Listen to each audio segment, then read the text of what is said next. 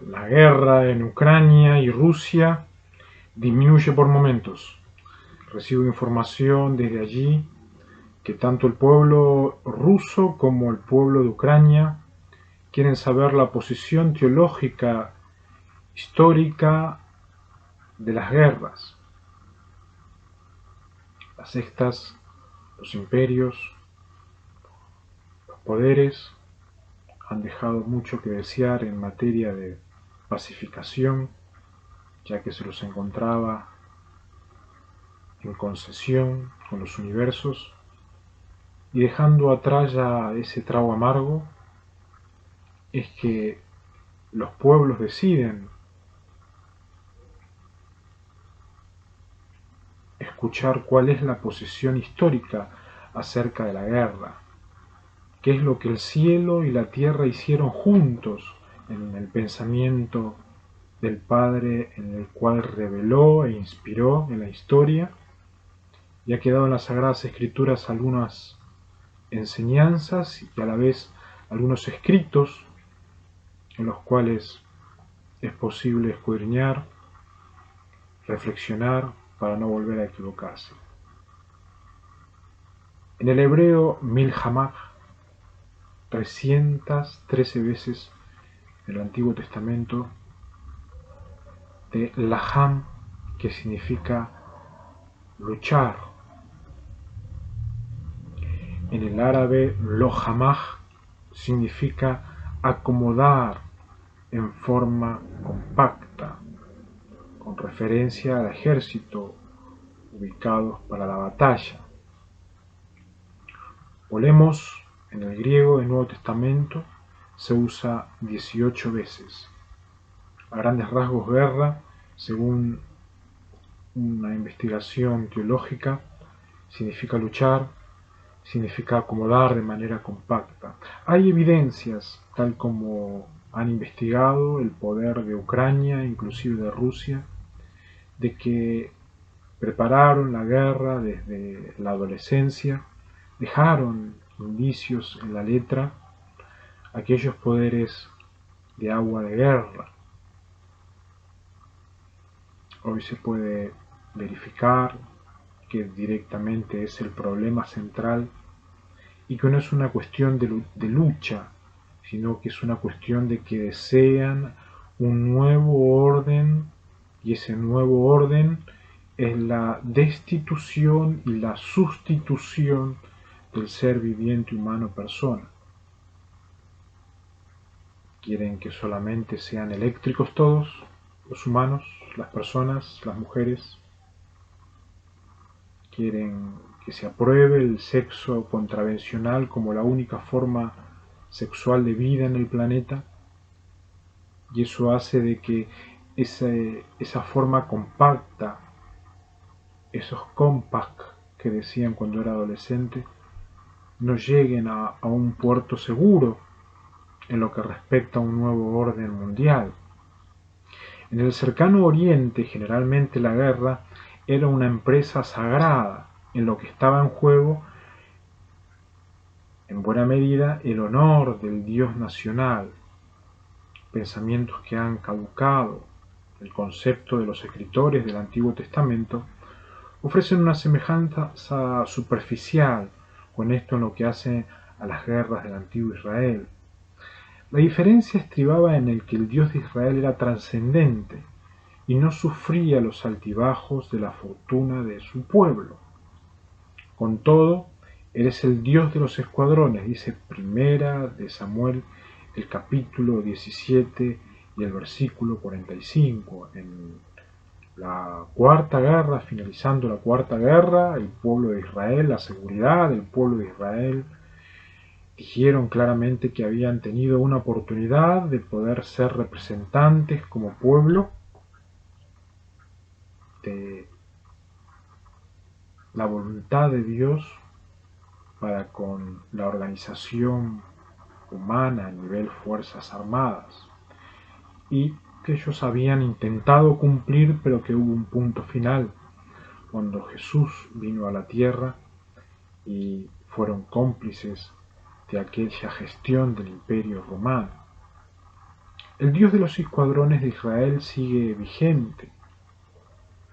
El cielo se especializa en gobiernos, pero también en gobiernos bélicos. Esos gobiernos bélicos con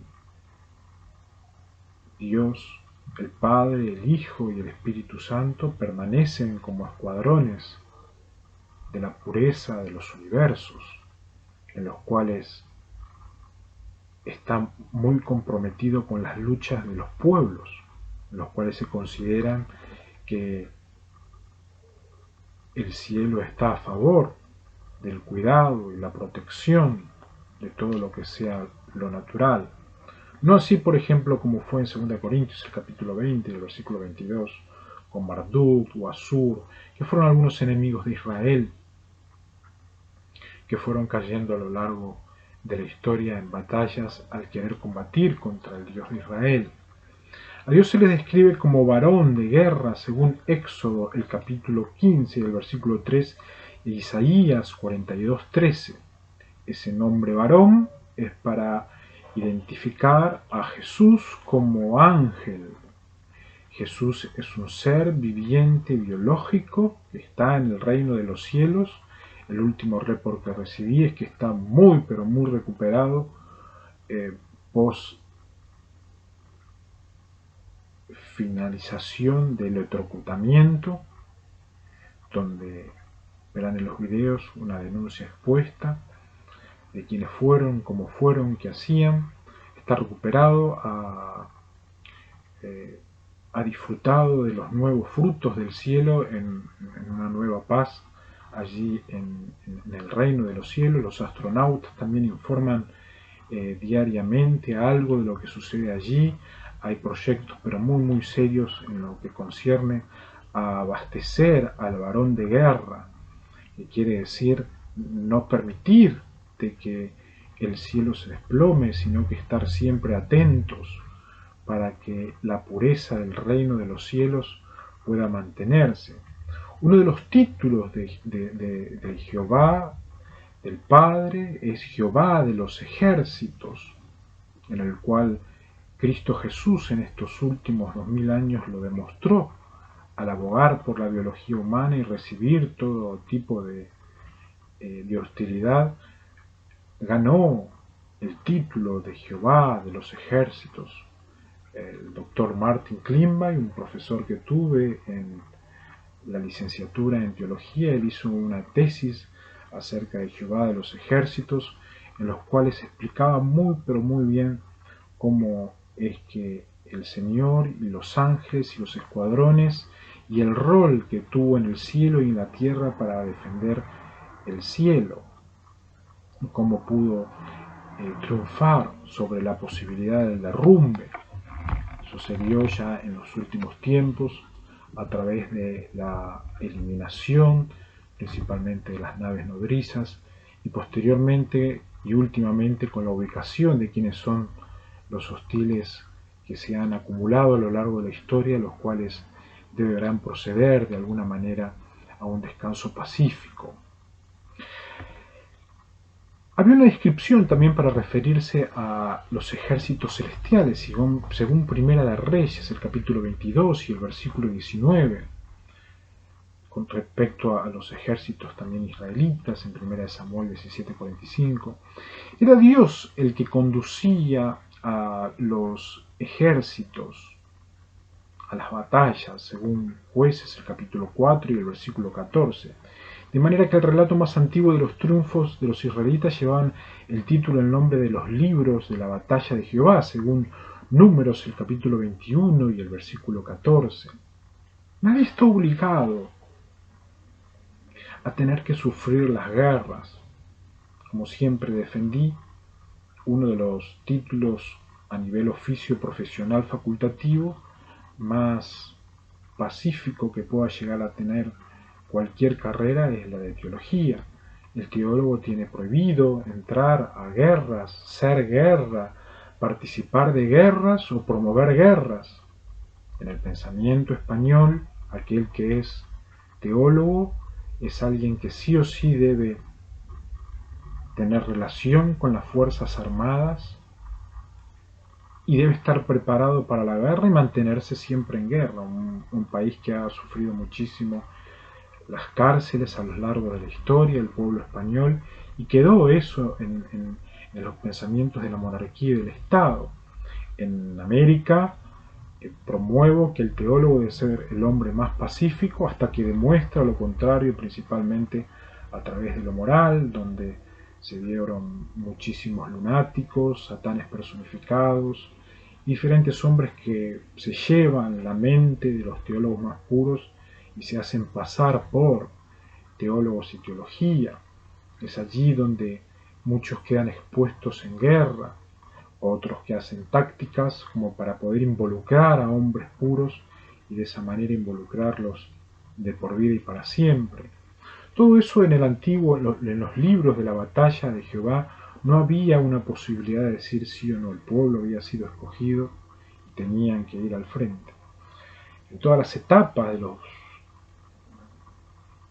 preparativos para la guerra se reconocía la dependencia de Israel de su Dios.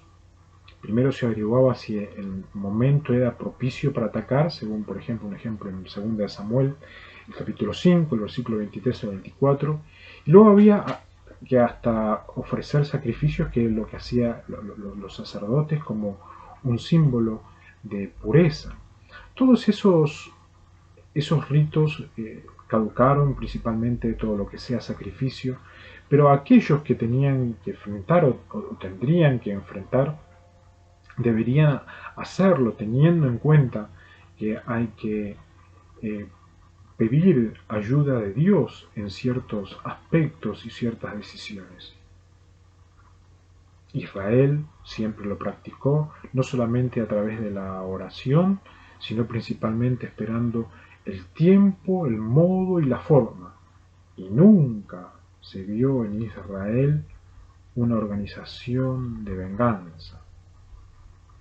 Jamás fueron de reunirse para sacrificar y vengarse, por ejemplo, sino que siempre por medio de los profetas se mantuvieron advirtiendo y cuando llegó lo que tuvo que llegar, asumieron, registraron, verificaron, investigaron y el pueblo había sido advertido por el profeta. El grito de guerra tenía significación religiosa, según Jueces el capítulo 7, el versículo 18 y 20. Un día llegué a mi papá me dijo, ¿te acordás del relato de Jericó? Sí, de que iban a caer en algún momento los muros. Sí, papá, me acuerdo de eso. No entiendo por qué me lo decís.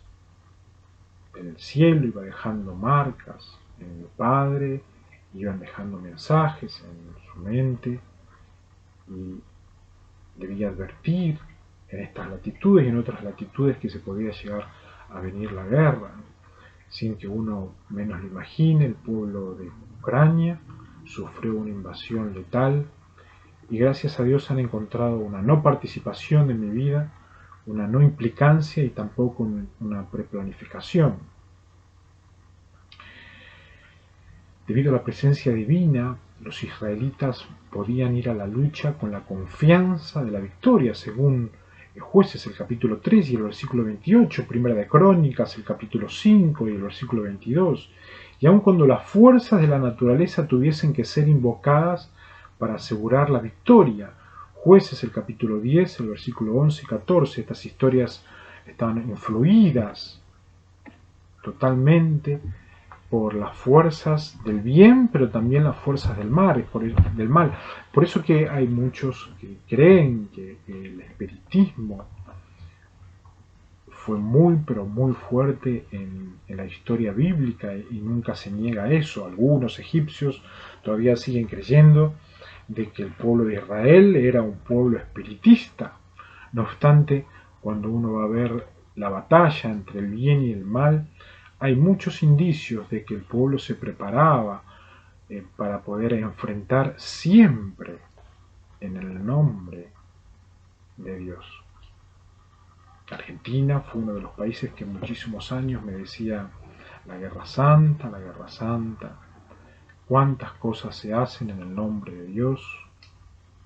Hoy es un país que está buscando una iglesia oficial para poder renovar la confianza nacional por haber encontrado 3 títulos inexistentes en materia de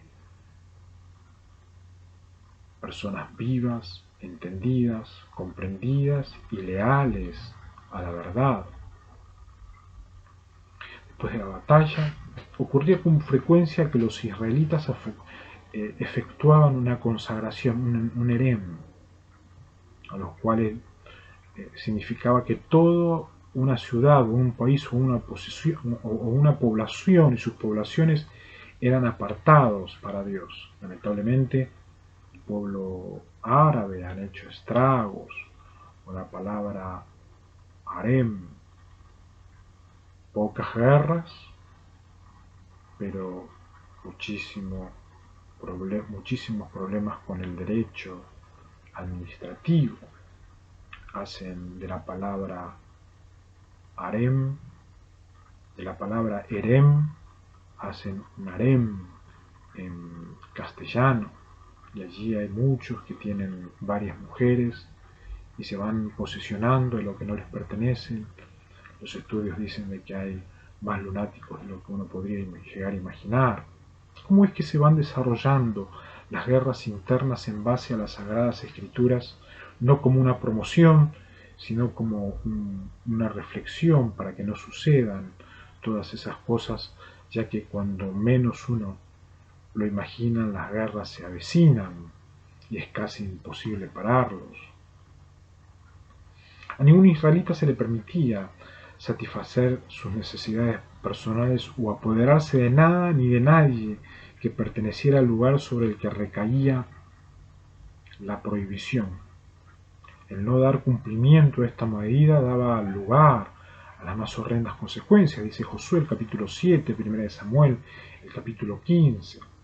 A veces la prohibición podía ser tan abarcadora como en el caso de Jericó, según Jueces el capítulo 6, el versículo 18 al 24, pero también encontramos el caso del anatema, que era la forma en que Dios castigaba la maldad de los amorreos, según Génesis, el capítulo 15, el versículo 16, y formaban parte esencial del concepto veterotestamentario de las guerras santas.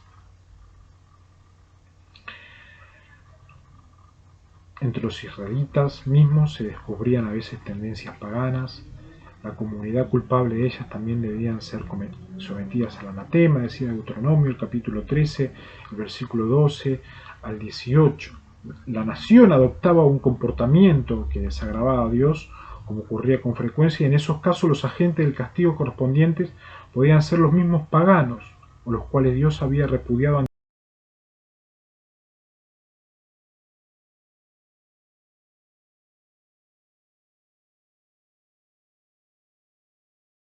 el periodo monárquico, cuando Dios anunciaba su intención de luchar él mismo contra Judá, poniéndose del lado de Babilonia, según Jeremías el capítulo 21, el versículo 5 y 7, versículos que deben ser verificados por la Comisión de Estudios Teológicos en materia de manuscritos.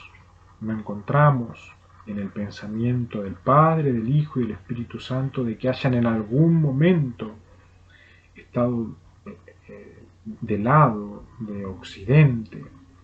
En cambio, en Jeremías, el capítulo 21, al 5 al 7, encontraríamos indicios como que parecería que sí. Interesante sería analizar.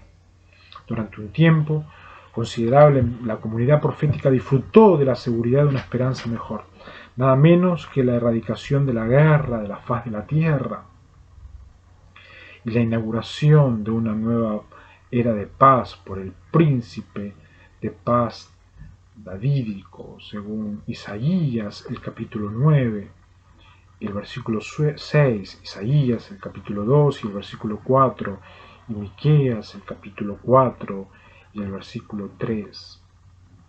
Hasta ahí entonces podemos ver que la guerra y las religiones siempre estuvieron ligadas en el antiguo cercano Oriente. Es casi imposible que los teólogos, en base a la extrema hostilidad de los universos con respecto a el Padre, el Hijo y el Espíritu Santo, no por pensamiento o por creación, sino por acumulación de demonios de los universos, en los cuales los ángeles bajan y toman, por ejemplo, la luna, y desde la luna operan como un satélite innatural y a la vez natural. Desde allí Satanás maneja desde aquellos lugares a los ángeles caídos y a las ángelas personificadas, esas mismas y ellas mismas, después de estar del lado del Padre, guerrean contra el teólogo y contra aquellos que han sabido las Sagradas Escrituras,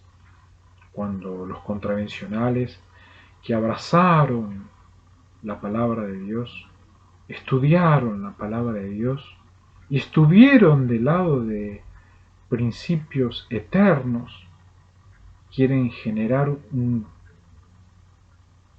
no un combate, sino una defensa propia y un enfrentamiento loable.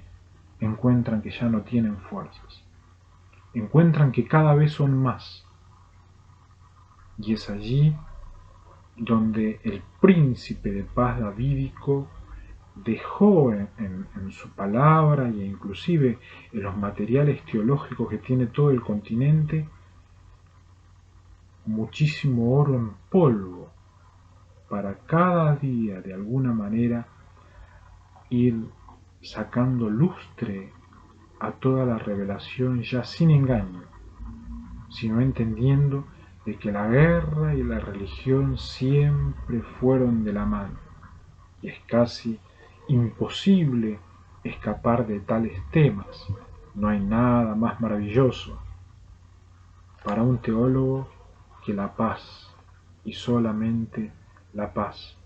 En la Tercera Guerra, muchísimos ejércitos decretaron y ordenaron: Pablo ha luchado una guerra mundial feroz.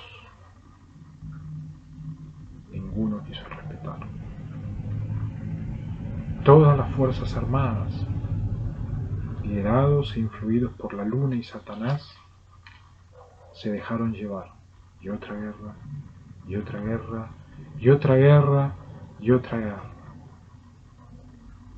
Corea anunció por estos lugares de que quieren quedarse para siempre, para que no haya nunca más guerra en Cristo.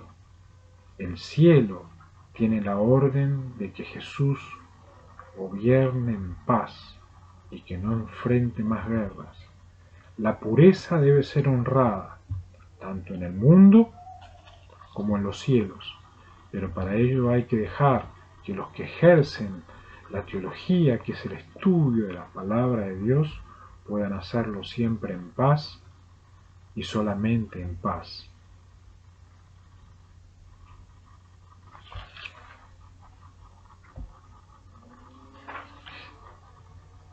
La lucha del cristiano es inminente, es una lucha espiritual. Por consiguiente ha sido equiparada con toda armadura necesaria para obtener la victoria. Efesios, el capítulo 6, el versículo 10 al 20. Muchísimos hacen comparaciones con estos versículos, malinterpretan, mal aplican, toman rehenes, toman escudos, hacen materiales bélicos aparecer a materiales bélicos. Acá Pablo se estaba refiriendo netamente a una armadura espiritual que debe tomar cada joven cada día en base a la palabra de Dios, el discernimiento, las ciencias y la defensa de los sentimientos, los preceptos y los mandamientos, el desarrollo de la fe interna y el cumplimiento de aquella parte que me toca. Se sigue de esto que debe estar sometido a una disciplina, y es por eso que en el Nuevo Testamento abundan instrucciones enunciadas en términos bélicos. Primera de Timoteo, el capítulo 1, 18, primera de Pedro, el capítulo 5 y el versículo 9, Y hay metáforas militares, inclusive como en 2 de Timoteo, el capítulo 2, 3 al 4, 1 de Timoteo, 1 de Pedro, el capítulo 2 y el versículo 11. La batalla crítica se ganó y fue la peor y la más noble y la mejor de las batallas. Según Colosenses, el capítulo 2 y el versículo 15, nunca nadie ganó una batalla más grande como la de Cristo Jesús, al estar al lado de dos verdaderos ladrones y en el medio de esa cruz demostró de que no era ni Steal ni Stolen, ni robo ni chorro, ni incumplimiento ni mañana, ni lunático ni Lucifer, ni Satanás ni el diablo. Demostró que era el hombre más justo del mundo. Llegó el viernes y descansó el sábado y resucitó. No hubo mayor guerra en la cual un ser humano haya ganado que no sea la guerra que Cristo Jesús ganó sobre Lucifer y las potestades. Hay pasajes como Efesios, el capítulo 6, el versículo 10 y 20, un acento que recae tanto sobre la idea de conquistar, como también la conservación que se ha obtenido. La victoria última y completa vendrá cuando Cristo sea revelado desde el cielo al final de la era, según 2 de Tesalonicenses, el capítulo 1, el versículo 7 al 10. Son versículos que el Señor reveló, inspiró, por si tenía que haber un plan B. Palabras de ingeniatura, no para una alarma teleológica inminente, no para una destrucción de Bio-Juan y Bio-Joana, no para una manipulación del apóstol Pablo y de Daniel. Son versículos que si el mundo fuera tomado como brilla la luna, el Señor mismo es que tendría que tomar como líder de la biología humana una decisión con respecto al planeta Tierra. El choque final entre Cristo y los esbirros de las tinieblas se describe en el capítulo 16, 19 y 20 de Apocalipsis. Según Apocalipsis, el capítulo 16 se libra una batalla decisiva en un lugar denominado Armagedón. La explicación más probable de este nombre es lo que lo liga al nombre Har, de Megiddo, un escenario de muchas grandes batallas en la historia, según Segunda de Crónicas, el capítulo 35 y el versículo 22. En otros momentos puedo hablar acerca específicamente de una investigación acerca de Armagedón. Su aparición en el contexto apocalíptico resulta enteramente apropiado. Estamos en el medio de esa batalla, fueron desbaratados, fueron encontrados la tabla periódica que fue durante muchísimos años y siglos escondidos por la sexta, los imperios papales, imperiales, las iglesias de tres espíritus de rana, ilegales, ilegítimos, impatrióticos, innacionales, degenerados y violadores, que sabían quién era conejo, quién no era conejo, quién era un ángel personificado, quién no era un ángel personificado, quién era Gabriela Molina, quién no era Gabriela Molina. Sabían qué carne eran cada uno. Han sido desbaratados, han sido desenmascarados, han sido totalmente corridos. Muchísimos macumbas tuvieron que correr hacia África, perdieron América, están viendo si se ubican en otros lugares. Está la batalla de Megiddo. Debemos estar atentos para no caer como Ucrania y Rusia, que fueron desbordados por los aguas de guerra. Para los enemigos de Cristo, el encuentro de Armagedón significa una destrucción, según Apocalipsis, el capítulo 19, el versículo 17 y 21. Salmo 110, por ejemplo, y otra cantidad de pasajes del Antiguo Testamento encuentran cumplimiento en cuanto al gobierno mesiánico como una nueva era, en los cuales ya la guerra no es necesaria y no debería ser. Jesús dejó todo como para poder mantener la paz y de manera estratégica, específica, constante, estructural, metódica, hacer lo que hay que hacer con aquellos que no quieren la paz y se rebelan contra los sentimientos humanos, la carne humana, los preceptos y el cumplimiento. En los rollos de Qumran, que hablan sobre la guerra, en los primeros rollos del Mar Muerto, se descubrieron que se encontraban unos que se dieron a conocer como la guerra de los hijos de luz contra los hijos de las tinieblas, que eran conceptos extrabíblicos, ya que los rollos de Qumran hablan específicamente sobre versículos de Daniel, Isaías, muy pero muy importantes para la arqueología bíblica y el cumplimiento es exacto en materia de revelación e inspiración, y no en la vergüenza que se ha vivido durante todos estos 2000 años y más con respecto, por ejemplo, a Génesis, el capítulo 37, al versículo 50. Indudablemente se trata de una obra producida por la comunidad que se instaló en Qumran en una época y ofrece algunas instrucciones acerca de la preparación para la lucha entre el bien y el mal.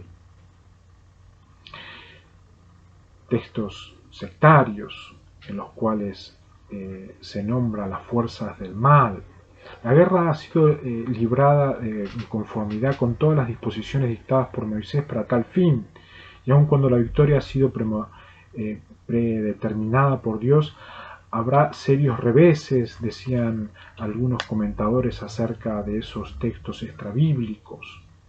Cuando uno aborda los rollos de Qumran específicamente, hay que tener en cuenta los versículos en arameo que se encontraron y los versículos de Daniel e Isaías específicamente. Prominentemente entre los hijos de las tinieblas, los quitín decían, es casi seguro que estos deben considerarse como los romanos. Parecía que estos rollos fueron uno de los productos más exóticos de la época de la dominación romana en Palestina en aquellos tiempos, época en que lo apocalíptico estaba en boga y la expectativa mesiánica había adquirido un nivel febril.